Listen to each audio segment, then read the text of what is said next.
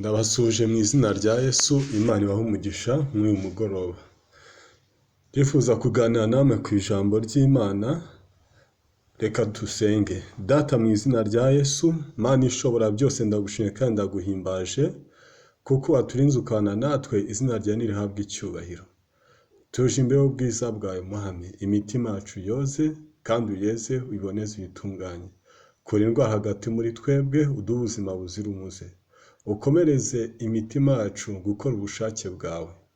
Duhe kumvira, uduhe kwizera kunesha isi, ukwizera gukiza, tubashe gukora ugushaka kwawe muri byose. Bisabye mu izina rya Yesu Kristo umwami wacu.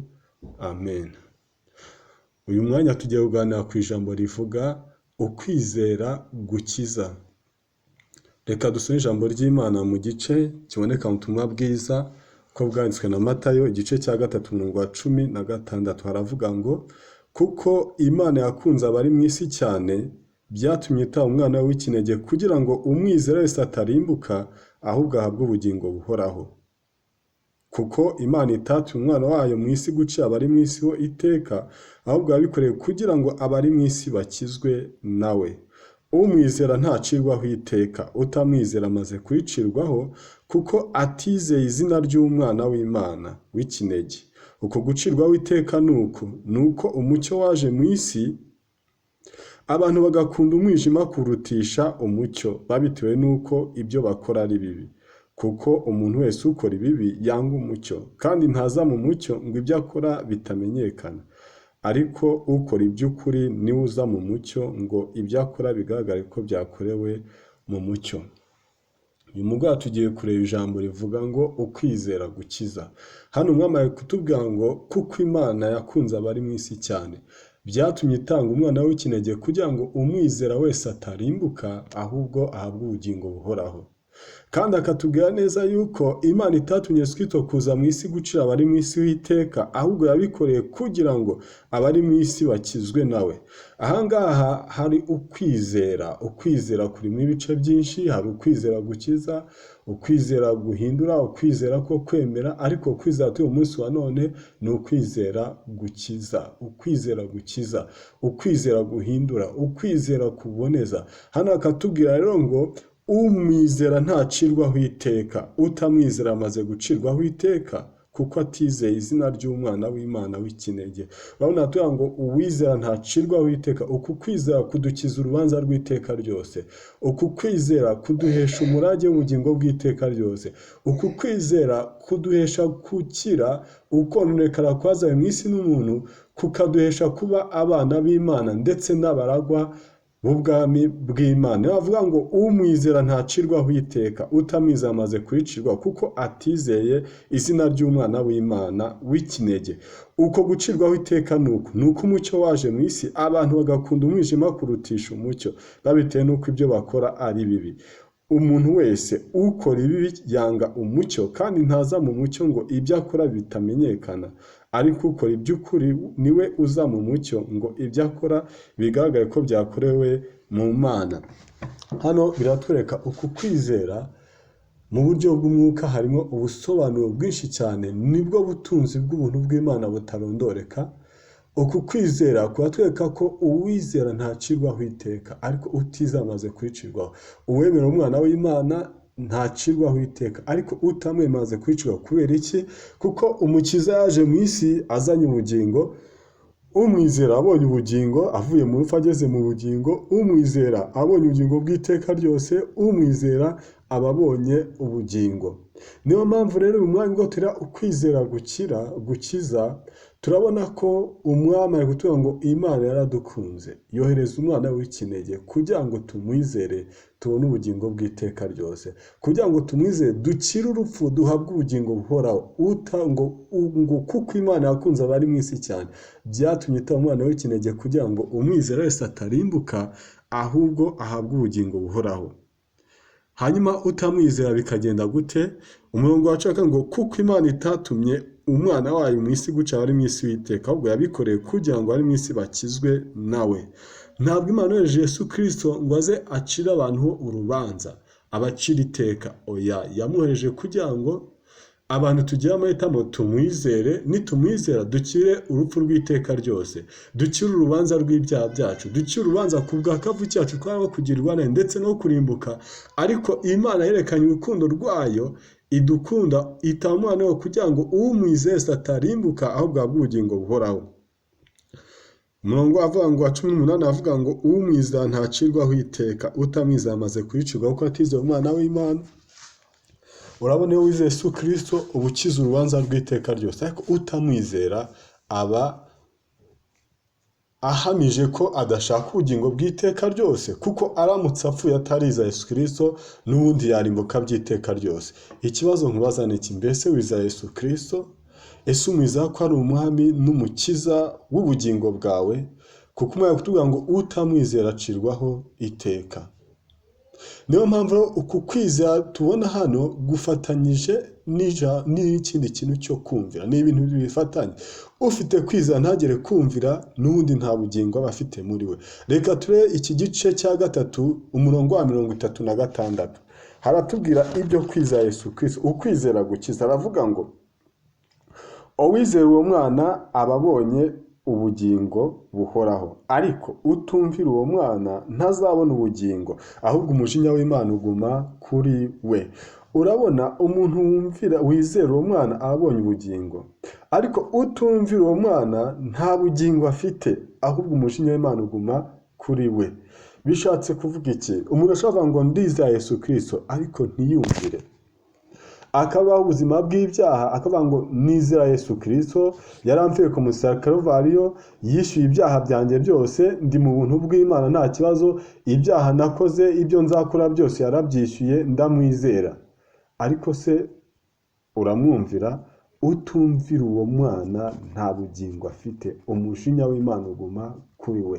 Nakuye ko uku kwizera gukiza kurimo ubutunzi bw'ibintu byinshi cyane. Ntabwo ari akantu kamufata ngo kwizera gusa, harimo n'ibintu bavuga ngo umwizera afite ubugingo buhoraho, utumvira uwo mwana nta bugingo afite, ahubwo umujinya w'Imana uguma kuri we. Bivuze ngo uwizera ntiyumvire n'ubundi asa n'utizera, kuko ikigaragaza ukwizera kwacu ni uko twumvira ukuri k'ubutumwa bwiza, ukuri kw'ijambo ry'Imana. Reka turebe ubutumwa bwanditswe na Yohana igice cyaho cya 6 umurongo wa 47. Yohana igice cya 6 umurongo wa 47 haratubwira ngo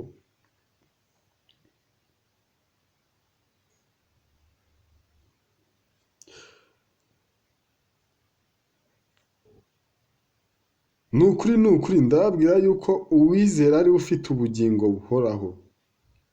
Urabona Yesaya utubwira yuko uwizera n'ufite ubugingo buhoraho.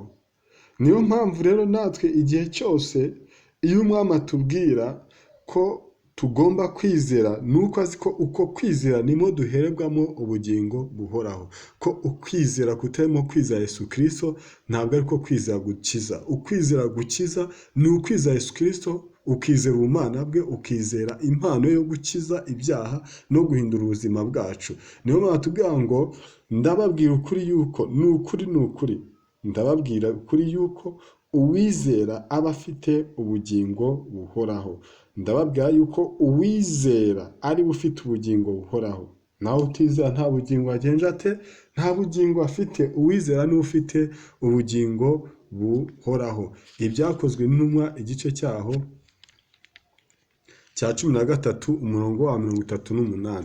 Ibyakozwe 13:38 haratubwira ibyakozwe n'intumwa igice cya 3.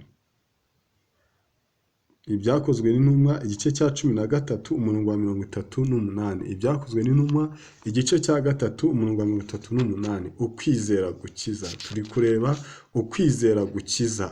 Ukwizera gukiza. Utumvira uwizera ni ufite ubugingo buhoraho, ariko utumvira uwo mwana nta bugingo afite, ahubwo umujinya w'Imana uguma kuri we. Ibyakozwe 13:38. Nuko bagabo bene data, mumenye yuko ari muri uwo tubabwira kubabarirwa ibyaha, ni muri Yesu Kristo tubabwira kubabarirwa ibyaha, kandi uwizera wese atsindishirizwa nawe mu bintu byose iby'amategeko ya Mose atabashaga kubatsindishiriza. hano umwami ari kutubwira yuko tugomba kumenya ko muri Kristo ariwe tubwirwamo kubabarirwa ibyaha byacu, kandi uwizera wese atsindishirizwa nawe. Umwizera wese, uwizera wese, mvuga ngo tubwiriza ubutumwa bwiza, abantu bakabyizera. Uwizera ubwo butumwa bwiza, uwizera ubwo butumwa bwiza, uko kwizera agize ku bw'ubwo butumwa bwiza abwiwe, niko kumuhesha kubabarirwa ibyaha, niko kumuhesha gukira urubanza rw'iteka ryose, niko kumuhesha gukizwa. Twavuga ngo muri uwo, mumenye ko muri uwo tubabwira kubabarirwa ibyaha, kandi uwizera wese atsindishirizwa nawe mu bintu byose iby'amategeko ya Mose atabashaga kubatsindishiriza. Ni ukuvuga ngo iyo tumwizeye tubabarirwa ibyaha, ndetse turanatsindishirizwa urubanza rw'ibyaha byacu iby'amategeko ya Mose atabashaga gukora. Niyo mpamvu umwami atubwira neza yuko ubutumwa bwiza icyo bwigisha Yesu Kristo umukiza n'umucunguzi aho ari mu isi. Niyo mpamvu atubwira ngo umwizera ntacirwaho iteka, ahubwo abavuye mu rupfu ageze mu bugingo. Reka tuhe ijambo ry'Imana mu Abaroma igice cyaho cya mbere.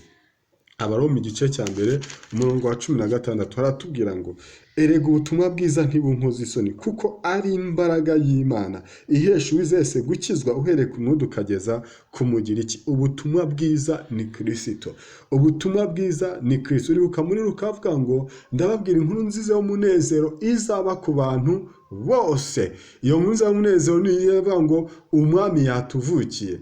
Niyo mpamvu hano umwami atubwira ngo erega ubutumwa bwiza ntibunkoza, kuko ni imbaraga y'Imana ihesha uwizese gukizwa uhereye ku muyuda ukageza ku mugiriki. Niyo mpamvu umwami wacu Yesu yabwiye muri Mariko igice cyaho cya 16:25 ngo mugende mu Kristo muzamangose ngo uwizera agakizwa, uwizera azakizwa. Niyo mpamvu rero mugende mubabwize mubatsa mu izina rya Yesu Kristo ngo uwizera azakizwa. Niyo mpamvu iyo tubwiza ubutumwa bwiza ni imbaraga y'Imana ihesha uwizese gukizwa uhereye ku muyuda ukageza ku mugiriki. Kuvuga ngo abantu bose bari mu isi, inyoko muntu yose izumva ubutumwa bwiza izizera kandi izakizwa. Reka nkubaze, ni gute umuntu akizwa? Ni gute umuntu yizera? Nta muntu wakizwa atabanje kwizera, kandi umuntu yizera kuko amaze kumva ubutumwa bwiza. Iryo jambo ryo kwizera amaze kuryumva akizera niryo rimuhesha gukizwa. Niyo mpamvu atubwira ngo erega ubutumwa bwiza ntibunkoza isoni, kuko ni imbaraga y'Imana ihesha uwizera wese gukizwa. Vuga ngo urabona ijambo tugatona ijambo kwizera ukongeraho gukizwa, kwizera ugateranyaho agakiza, kwizera bihesha gukiza. Niyo mpamvu rero umwizera wese ntacirwaho iteka, ariko utamwizera yamaze gucirwaho iteka. Urabona igihe cyose kukwizera gukiza kugaragaza ko koko ari ukwizera gukiza. Niyo mpamvu amatubwira mu gitabo cy'Abaroma igice cyaho cya 3, Abaroma 3 umurongo wa 21 haratubwira ngo ariko noneho hariho gukiranuka kw'Imana kwahishuwe kudaheshwa n'amategeko, nubwo amategeko n'ibyahanuwe ari byo biguhamya. Ni ukuvuga uku gukiranuka kw'Imana kwahishuwe ntiguheshwa n'amategeko ya Mose, nk'uko twabibonye yuko uku kwizera Yesu Kristo kwaduhesheje gukira iby'amategeko ya Mose atasha kudutsindishiriza. Kandi noneho uyu Yesu Kristo niwe gukiranuka kw'Imana kwahishuwe, kumaze guhishurwa guhamywa n'amategeko ndetse n'ibyahanuwe, nibyo bihamya Yesu Kristo. Niko gukiranuka kw'Imana abizeye bose baheshwa no kugenza gute? No kwizera Yesu Kristo ari ntatandukana. Uvuga ngo yaba umuntu uri mu Rwanda, muri Afurika, muri Aziya, muri Amerika, impande enye zose z'isi, yaba ari uri kuzimu, yaba uri mu ijuru, ashobora guheshwa gukiranuka no kwizera Yesu Kristo, kuko nta kindi kintu cyaduhesha agakiza keretse Yesu gusa. Kwizera Yesu gusa niryo shingiro ry'agakiza. Nta murimo wakora ngo ukizwe, nta bikorwa wakora ngo ukizwe. Niyo mpamvu atubwira hano ngo niko gukiranuka kw'Imana abizeye bose baheshwa no kwizera Yesu Kristo ari nta tandukaniro, kuko bose bakoze ibyaha ntibashyikira ubwiza bw'Imana. Ku bwa kavukire yacu twese twakoze ibyaha ntitwashyira ubwiza bw'Imana, ahubwo dutsindishirizwa n'ubuntu bwayo ibahereye ubusa bwo gucungurwa kubonerwa muri Yesu Kristo. Niwe Imana yashyizeho kuba impongano y'uwizera amaraso ye, kugira ngo yerekane gukiranuka kwayo kwayiteye kwirengagiza ibyaha byakozwe hambere y'icyo gihe, ubwo Imana yabyihanganiraga, kandi yabikoreye kugira ngo na muri iki gihe yerekane gukiranuka kwayo ngo ibe ikiranuka kandi itsindishiriza uwizeye Yesu. Mbese wizeye Yesu Kristo umugoroba? Ese wizeye ubuntu bw'Imana? Wizeye amaraso Kristo ko yakoza akakuboneza akagutunganya? Wizeye Yesu Kristo ko yapfuye ku musaraba Kaluvariyo agatanga ubugingo bwe kugira ngo umwizeye wese atarimbuka ahubwo ahabwe ubugingo buhoraho? Niwe yaje gushaka, ni njye yaje gushaka. Niyo mpamvu uyu mugoroba niba utarakira Yesu Kristo umukiza n'umucunguzi, uyu munsi ndaguhamagara kumwakira. Ndazi neza yuko hari abantu tuvugana batari bakira Yesu Kristo, hari abandi bamwakiye, ni byiza cyane, ariko utaramwakira ndaguhamagara kwakira Yesu Kristo. Niwamwakiye nawe ndamuhamagara gukomeza kumwumvira kugira ngo adatakaza umurage w'ubugingo bw'iteka ryose yahawe. Reka turebe Yohana, ubutumwa bwiza bwa Yohana, urwandiko rwa mbere rwa Yohana igice cya 5. Urwandiko rwa mbere rwa Yohana igice cya 5. Ntugomba kugira ubwoba wizeye Yesu Kristo, ugira kunesha. Ukwizera gukiza kuduha kunesha, kuduha kunesha Satani, kuduha kunesha abagenti ba Satani, kuduha kunesha abadayimoni, kuduha kunesha imbaraga zose z'umwijima ndetse n'imirimo yose y'umwijima. Urwandiko rwa mbere rwa Yohana igice cya mbere. Ukwizera gukiza, ukwizera gukiza. Turi kureba ukwizera gukiza. Urwandiko rwa mbere rwa Yohana igice cya 5 umurongo waho wa mbere. Uwizeye yuko Yesu ari Kristo niwe wabyawe n'Imana. Urabona, iyo twizeye Yesu Kristo biduha no kubyarwa n'Imana, biduha kuba abana b'Imana. Niwe wabyaye n'Imana, kandi ukunda wese yabyaye akunda n'uwabyawe nayo. Iki ni cyo kitumenyesha ko dukundana, ko dukunda abana b'Imana, nuko dukunda Imana tugakurikiza amategeko yayo, kuko gukunda Imana ari uko twitondera amategeko yayo, kandi amategeko yayo ntarushya, kuko icyabyaye n'Imana cyose kinesha iby'isi, kandi uku niko kunesha kwanesheje iby'isi, ni ukwizera kwacu. Uko kwizera kwacu kwaduhaye kubyarwa n'Imana, kandi icyabyaye n'Imana cyose kinesha iby'isi. Uku niko kunesha iby'isi, uku niko kunesha kwanesheje iby'isi, ni ukwizera kwacu. Ninde unesha iby'isi? Keretse uwizera yuko Yesu ari umwana w'Imana. Kuko Imana yakunze abari mu isi cyane, byatumye itanga umwana w'ikinege kugira ngo umwizera wese atarimbuka ahubwo ahabwe ubugingo buhoraho. Kandi uku niko kunesha kwanesheje iby'isi, ni ukwizera kwacu. Ninde unesha iby'isi? Keretse uwizera yuko Yesu ari umwana w'Imana. Mbese urizera? Wizera Yesu ko ari umwana w'Imana? Wizera Yesu ko yapfuye ku musaraba Kaluvariyo? Uku niko kunesha kwanesheje iby'isi, ni ukwizera kwacu. Kandi ninde unesha iby'isi? Keretse uwizera Yesu Kristo ari umwana w'Imana. Urwandiko rwa mbere rwa Yohana igice cya 5 umurongo wa 10. Uwizera umwana w'Imana aba afite uko guhamya muri we, naho utizera Imana aba yise umunyabinyoma, kuko atemeye iby'Imana yahamije ku mwana wayo.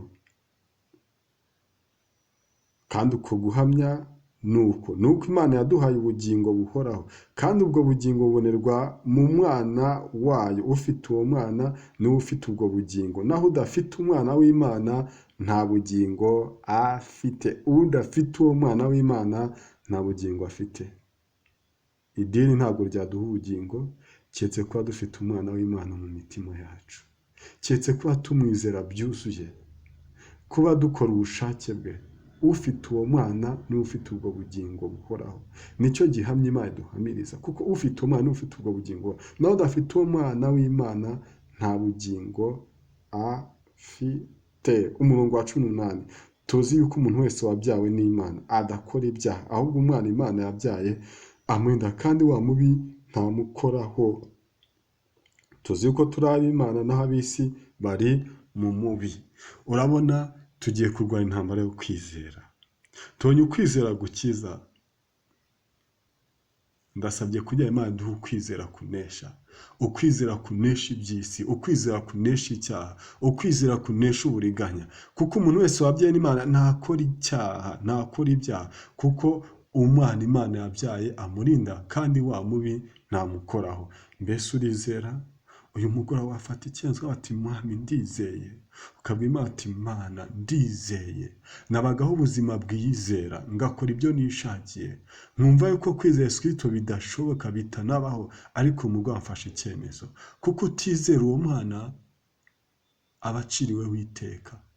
Reka we kugendera munsi yo gucirwaho iteka, kuko umunsi n'umunsi wapfa wahita utakara mu irimbukiro iteka n'iteka ryose.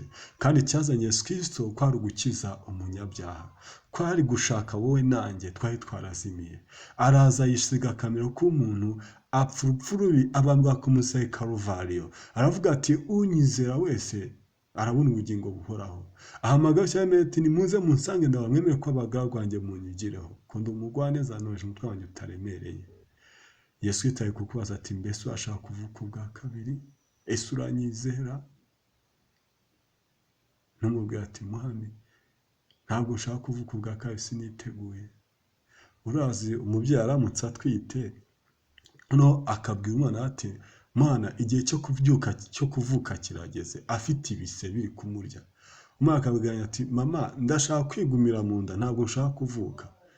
Ese umubyeyi byamunezeza? Se wowe byaba ari byiza kure bikubayeho? Nicyo kimwe natwe umunsi wa none. Yesu yitaguhamagara gukizwa benshi cyane, avuga ati nimunyizere, naje mu isi ntanga ubugingo bwanjye, ibise biri kundya cyane, ndashaka ko mukizwa. Nawe ukavuga ngo oya Yesu ntabwo nshaka kuvuka ubwa kabiri. Muri Yesaya 5:3 bavuga ngo kugeza ubwo ubugingo bwe ngo buzitambaho igitambo gikuraho ibyaha, ngo azagira ibise by'ubugingo bwe, ngo bizavamo urubyaro rumuhaze. Ibyo bise rero Yesu afite uyu munsi wa none, ari gushaka kukubyara ubwa kabiri. Mbese uriteguye? Nawe witeguye? Ca bugufi dusenge. Ubwire Yesu uti Mwami mbabarira, ntabwo nshaka kugumya kukurisha ibise, ndagusabye umbabarire ibyaha byanjye Mwami. Nciye bugufi imbere yawe, nguhaye umutima wanjye nk'umutima wawe, nguhaye ubushake bwanjye mushyize ku birenge byawe Mwami, mu bushake bwawe bwo ngenderamo, nguhaye buri kimwe cyose mfite Mwami. Akira ubugingo bwanjye n'ubwawe, ubugenge, ubuhindure, uboneze umutima wanjye wanduye nk'umutima mushya. Kandi Mwami arabikora mu izina rya Yesu. Reka dusenge. Data ndagushimira uyu mugoroba Mwami kubwo kwizera gukiza, kuko Imana yakunze abari mu isi cyane, byatumye itanga umwana w'ikinege kugira ngo umwizera wese atarimbuka, ahubwo ahabwe ubugingo buhoraho. Kandi ubwo bugingo bubonerwa mu mwana Yesu Kristo. Umwizera ntacirwaho iteka, abonye ubwo bugingo. Ufite umwana ufite ubwo bugingo Mwami, twaratakaye, twaragwagwanye, twasubiye inyuma, twarakuretse, tureka ubushake bwawe. Ku mugoroba tubabarire Mwami, turaguhindukiriye. Ibuka isezerano ryawe ry'agakiza wasezeranye Mwami, tubavuga ko nawe mu cyatsi yagwa atazarambara, kandi yuko Mwami n'abasubira inyuma ngo nimugaruke bana ba Isirayeli basubiye inyuma. Ndabagirira neza, ndabarema mume, mbahe n'umwungere umpanije, ufite umutima uhwanye n'uwanjye, uzagize ubwenge ndetse no kumenya. Mwami ndagusabye, reka imbabazi zize kuri twe mu izina rya Yesu. Umuntu wese watuye akatura Yesu ari umwami, akamusakuza mu buzima, uyu mwanya ndasenya ingoyi zose zari zimubase mu izina rya Yesu. Muhe umunezero w'ubuzima bushya Mwami, muhe umutima mushya n'umwuka mushya, agendeye mu nzira zawe no mu bushake bwawe. Bisabye mu izina rya Yesu umwami wacu, amen.